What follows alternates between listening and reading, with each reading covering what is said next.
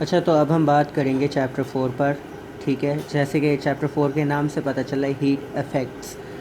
तो बेसिकली इस चैप्टर में हम डिस्कस करेंगे कि हीट के एब्ज़ॉर्ब करने से या किसी सिस्टम में हीट के ट्रांसफ़र की वजह से या सिस्टम और सराउंडिंग के दरमियान हीट ट्रांसफ़र से होता क्या है। बेसिकली जो हमने अभी तक पढ़ा चैप्टर 2, उसके अंदर जो भी हमने देखा कि किस तरह से हम एनर्जी के टोटल मतलब एनर्जी के लिए हमने एक इक्वेशन ड्राइव की कि एनर्जी को किस तरह हमने बताया कि कंज़र्वेटिव है, कैसे ये मुसलसल सिर्फ फॉर्म तब्दील करती है, गायब या ख़त्म नहीं होती। अब हम थोड़ा और इन्वेस्टिगेट करेंगे हीट की फ़र्दर मतलब एनर्जी की टाइप, हीट को मज़ीद स्टडी करेंगे।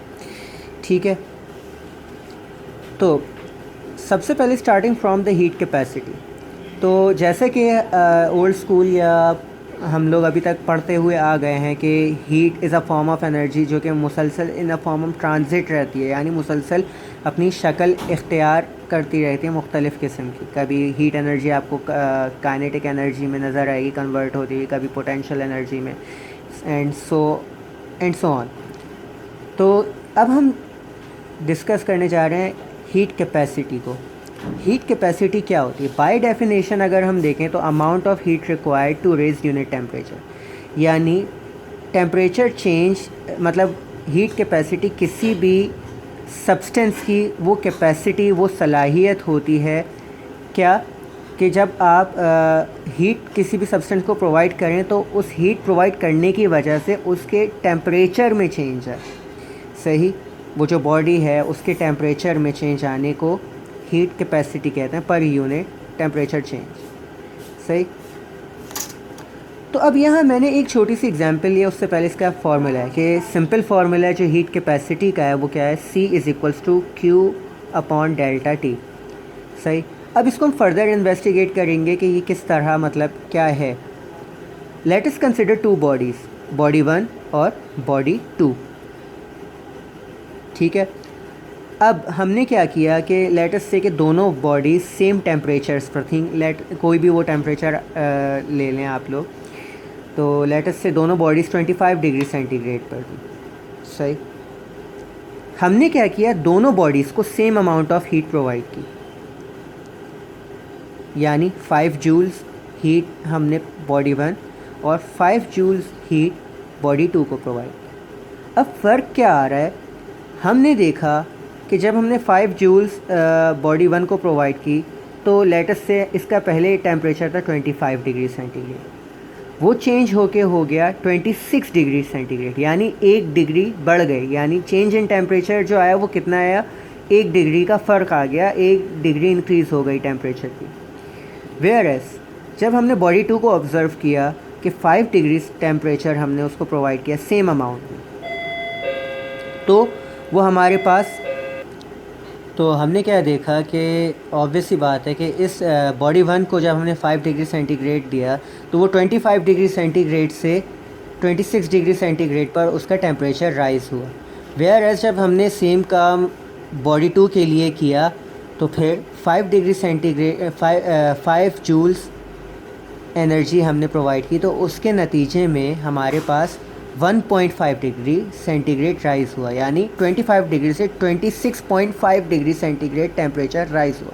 तो इधर एनर्जी मतलब टेम्परेचर डिफरेंस 1.5 डिग्री सेंटीग्रेड का रहा और यहाँ 1.6। अब हम ये देखेंगे कि जब इस तरह का डिफरेंस आ रहा है तो हीट कैपेसिटी किसकी ज़्यादा है, यानी कौन सा सब्सटेंस बॉडी 1 या बॉडी 2 दोनों में से कौन सा सब्सटेंस ज़्यादा हीट अपने अंदर एब्ज़ॉर्ब करने की सलाहियत रखता है। उसके लिए अगेन हम इस फार्मूले को यूज़ करेंगे। सही, अगर हम इस फार्मूले के लिए वर्किंग करें बॉडी 1 के लिए तो C1 हमारे पास क्या आएगा, 5/1, यानी 5 जूल पर डिग्री सेंटीग्रेड इसकी हीट कैपेसिटी है। सिमिलरली अगर हम C2 के लिए वर्क करें 5/1.5, ठीक है, तो यानी इसके लिए हीट कैपेसिटी C2 के लिए क्या आई, 3.33 जूल पर डिग्री सेंटीग्रेड। यानी ये हीट कैपेसिटीज़ हमको क्या बता रही हैं कि बॉडी 1 को अगर देखें तो वो 5 जूल एब्ज़ॉर्ब करने पर 1 डिग्री राइज़ होगा, वेयर एज C2 या बॉडी 2 जो है वो 3.33 जूल जिसे कहते हैं एब्जॉर्ब करने पर 1 डिग्री राइज करेगा। इसका क्या मतलब है? बेसिकली अगर आप यहाँ से देखें तो आपको एक MCQs मिल जाएगा। किस तरह कि इस तरह से पूछ सकते हैं कि 2 बॉडीज़ हैं और इनमें अगर हम कंपेयर करें तो किसकी मतलब ज़्यादा अपनी अंदर हीट एब्जॉर्ब करने की सलाहियत है। तो अगेन हम देख सकते हैं जिसकी हीट कैपेसिटी ज़्यादा होगी यानी उसकी हीट एब्जॉर्ब करने की सलाहियत ज़्यादा हो। यानी अगर यहाँ पर 5 जूल एब्जॉर्ब करने पर 1 डिग्री चेंज हो रहा है, यानी 1 डिग्री टेम्परेचर बढ़ रहा है 5 जूल एब्जॉर्ब करने पर, तो यानी ये ज़्यादा अमाउंट ऑफ एनर्जी एब्जॉर्ब करेगा, यानी ये देर से गर्म होगा। वेयर एज C2 अगर देखें तो 3.3 जूल्स पर ये 1 डिग्री टेम्परेचर बढ़ा रहा है, यानी ये जल्दी गर्म हो जाएगा, इसका टेम्परेचर जल्दी राइज़ करेगा। यहाँ से क्या पता चला है कि किसकी हीट एब्जॉर्ब करने की कैपेसिटी ज़्यादा है? C1 body 1। यानी in other words we can say कि जितना स्मॉल टेम्परेचर चेंज होगा उतनी ज़्यादा हीट एब्जॉर्ब करने की सलाहियत ज़्यादा होगी किसी भी ऑब्जेक्ट में। ठीक है, तो अब हम यहाँ से हमें पता चलता है कि बेसिकली हीट कैपेसिटी एक मतलब इन ऑब्जेक्ट्स को इस तरह से इनकी नेचर की वजह से लगता है कि शायद ये डिपेंडेंट क्वांटिटीज़ हैं। ठीक है, बिल्कुल है, मोर लाइक मैटर डिपेंडेंट या एक्सटेंसिव प्रॉपर्टी हैं। लेकिन अगर हम इसको थर्मोडायनेमिक टर्मिनोलॉजी में और एक्सप्लेन करें हीट कैपेसिटी को, इसकी वर्किंग को, तो हम इसको फर्दर इन्वेस्टिगेट करके बता सकते हैं कि जी हाँ, it's a state function rather than एक डिपेंडेंट क्वांटिटी। ये एक इंडिपेंडेंट क्वांटिटी है जो कि इंटेंसिव प्रॉपर्टीज़ पे डिपेंड करती है, ना कि एक्सटेंसिव प्रॉपर्टीज़ पर।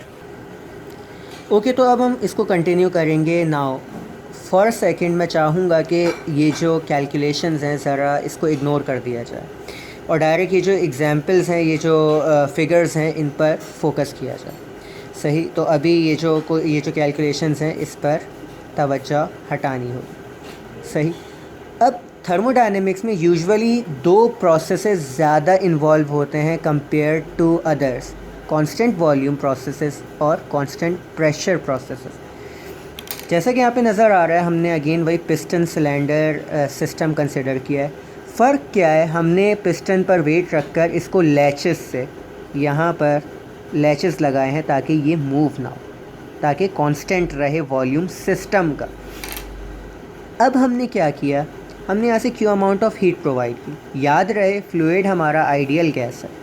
सही, आइडियल गैस की कुछ प्रॉपर्टीज़ बताते चलें कि आइडियल गैस जो है हमारे पास वो गैस होती है जो कि जो गैस लॉज हैं उनको पूरी तरह उन पर एप्लीकेबल होते हैं। सही, यानी नेग्लिजिबल वॉल्यूम होता है आइडियल गैस का, कोई डेफिनेट शेप नहीं होता है। मींस कि किसी भी कंटेनर जिसमें वो होंगी वो उसका शेप इख्तियार करेंगी, उसका volume as it is occupy करेंगी, अपना कोई वॉल्यूम नहीं होता है आइडियल गैस का। सही, अब क्या बात है कि हमने यहाँ पर जब हीट प्रोवाइड की, सही, तो ऑब्वियस सी बात है वो पिस्टन को हम मूव नहीं करने देंगे क्योंकि हमने यहाँ पे फिक्स कर दिया लैचेस के थ्रू कि इसमें कोई मूवमेंट ना है। एक वक्त आएगा जब इसकी हीट बढ़ेगी। सही, क्या होगा? हीट ट्रांसफ़र होगी इंटरनल एनर्जी ऑफ मॉलिक्यूल। याद रहे इनिशियल स्टेट पर हमारे पास Q amount of heat provide करने पर टेम्परेचर T था और इंटरनल एनर्जी U थी। कुछ टाइम बाद जब इसकी इंटरनल एनर्जी इंक्रीज़ होगी U डैश हो जाएगी, मतलब एक वक्त आएगा इंटरनल एनर्जी इंक्रीज़ होगी U डैश हो जाएगी। सिमिलरली उस U डैश इंटरनल एनर्जी पर टेम्परेचर क्या होगा? T डैश हो जाएगा। सही, तो यहाँ पे हमने बेसिकली क्या देखा जा रहा है कि जो हमारे पास हीट कैपेसिटी अगर हम इस सिस्टम की निकालें, सही, तो वो किस तरह निकलेगी इस सिस्टम के लिए कि हमारे पास जो C है वो बराबर होगी किसके? Change in internal energy with respect to temperature. यानी लास्ट जो हमने फार्मूला देखा था, यहाँ पर Q amount of heat change हो रही थी टेम्परेचर के चेंज की वजह से। यहाँ क्या हो रहा है कि हमने Q amount of heat provide कर रहे हैं, सही है, वो किस में कन्वर्ट हो रही है, यू में। तो सिंपली क्यू की जगह हमने डी यू लगा दिया, दैट्स इट।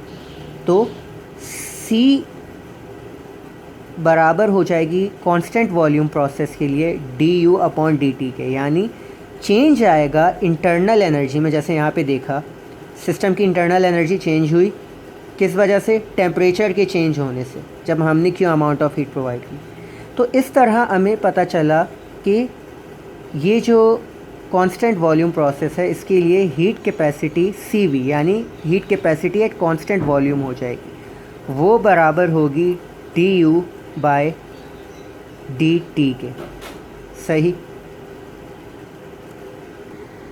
तो अब हम क्या करेंगे, हम जो कि यहाँ तक पहुँच गए कि हमने देखा कि हीट कैपेसिटी कांस्टेंट वॉल्यूम पर इंटरनल एनर्जी का differential of internal energy with respect to temperature पे डिपेंड करता है। अब हम इस इंटरनल एनर्जी की जो क्वांटिटी है, इस पर थोड़ा वर्क करेंगे कि ये किस तरह, किन फैक्टर्स पर, किन फंक्शंस पे डिपेंड करती है।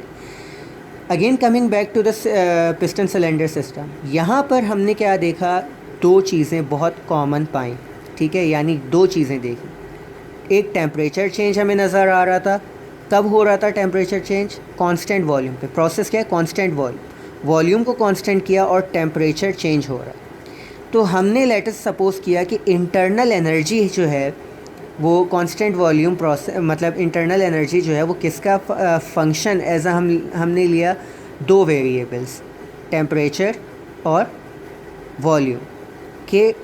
इस पिस्टन सिलेंडर एग्जांपल से हमें पता चलेगा इंटरनल एनर्जी टेम्परेचर और वॉल्यूम का फंक्शन, सही।